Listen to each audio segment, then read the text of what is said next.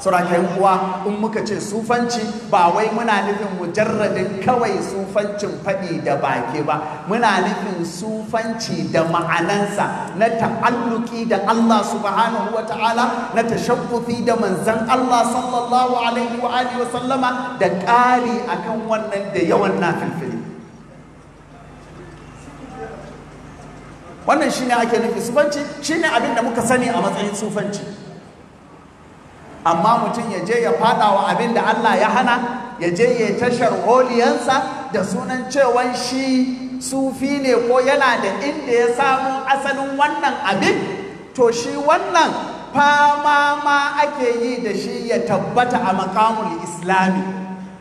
Ba ana maganar makamul ihsani an ta'budu Allah ka annaka tarahu bane. Shi makamul islamin mako kuwa yake yi ya fisgo kanshi daga cikin fasikai ya koma sabilul mu'mini. Ina fatan mun fahimta. Ba ana maganar makamul ihsan da wannan bane. Kowane ne shi kuma mu ɗariƙar da muka sani kenan. In yana da wata ɗariƙar daban to shi ya santa.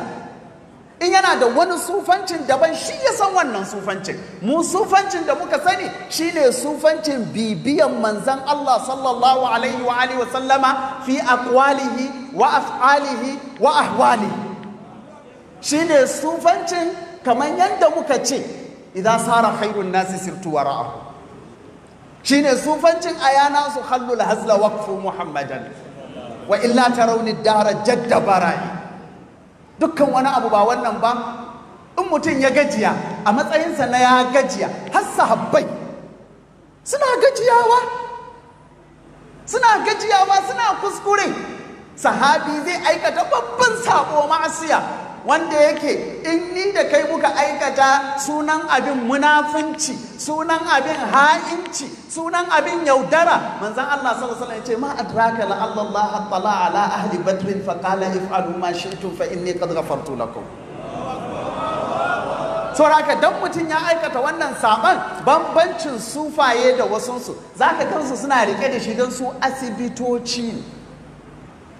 Duk da yayi laifin suna son kayansu, za su rike shi su ja shi zuwa ga Allah, su nuna mashi don ba za su tunkuɗa wa shaidan shi ba.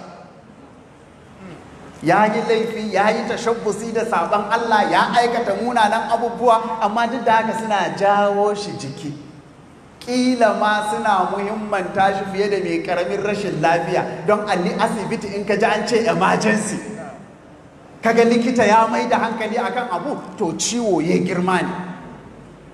To kuma ɗariƙa makaranta ce, kuma wannan shine sunnan manzan Allah sallallahu alaihi wa alihi wasallam. Ya ishe mu ga yadda manzan Allah sallallahu alaihi wasallam ya mu'amala da Mistah a cikin mas'alan hadithatul ifki, da yadda ya mu'amala da Hatib ibn Abi Balta'ata a cikin wancan kissan radiyallahu anhuma. A cikin wancan kissan da muka kaddamar yanzu na aikawa ga mutanen Makka da labari, mu gane ya kamata a yi mu'amala da masu laifi, amma ba a koyi da laifi, kuma kowane ne ya laifin. Ibn Arabi al-Hatimi yana cewa la taktadu billadhi zalat shari'atuhu anhu walau ja'a bil anba'anillahi. Kowane ne shi in ya saba da sunnan manzan Allah sallallahu alaihi wasallama, ka bar mashi wannan karatun nasa, ka bi sunnan annabi Muhammad sallallahu alaihi wa alihi wasallam. Kace karatunka bai kai nan ba, kai baka gane ba, rike abinda manzan Allah sallallahu alaihi wasallam, kowane ne, babu istisna'i. Allah bai aiko maka kowa ba sai annabi Muhammad. Ina fatan mun fahimci wannan. Dole ne kai koyi kadai da annabi sallallahu alaihi wa alihi wa sallama, kai koyi da kowa cikin abin da ya dace da karantarwar manzan Allah sallallahu alaihi wa alihi wa sallama. Inda ya saba da karantarwar manzan Allah sallallahu alaihi wa sallama a iya karatunka, ka aje mashi karatunka ka ce baka gane ba, kar ka ƙi shi, kar ka yaƙe shi, kar ka yi faɗa da shi, amma in karatunka bai kai wajen ba kar ka ɗauka. Ina fatan mun fahimci wannan. Mu rike wannan ka'idar don salama. Sauran kai kuwa babu lokaci, kuma akwai Maulana Sheikh Umar Kabore wanda shi ya kamata yi mana muhadara ta biyu. to kuma amma ya ce shi ta'adduban kasan haka suke. Ya ce idan Sheikh Khalid Sana wanda yake shugaba ne gare mu gaba daya in yayi muhadara to shi ba zai ce komai ba, to amma zan roƙe shi duk da haka yayi mana ta'aliki ko da na minti 2 ko 3 kafin Maulana Imam Allah ya kara musu lafiya ya cika mana da addu'a. A takaice mulakhas ɗin abin da nake so in faɗa na yi summary, zan kara executive summary. Mulakhas ɗin abin da nake so in faɗa cewa ciwon zuciya ke damun ɗan adam a yau, dukkan masu hankali sun yi ijma'i akan wannan, cewa hanyar gyaran ciwon zuciyan nan shine mafi girma. Akwai hanyoyi da yawa kamar yadda Sheikh Khalid Sana ya bamu misalai da dama, amma mafi girman maganin ciwon zuciya shine zikirin Allah. Wannan ijma'in al'ummar musulmi ne. In aka ce zikirin Allah, alkur'ani zikirin Allah ne, sallah zikirin Allah ne, ambatan Allah da sunansa zikirin Allah ne, abubuwa da yawa zikirin Allah ne.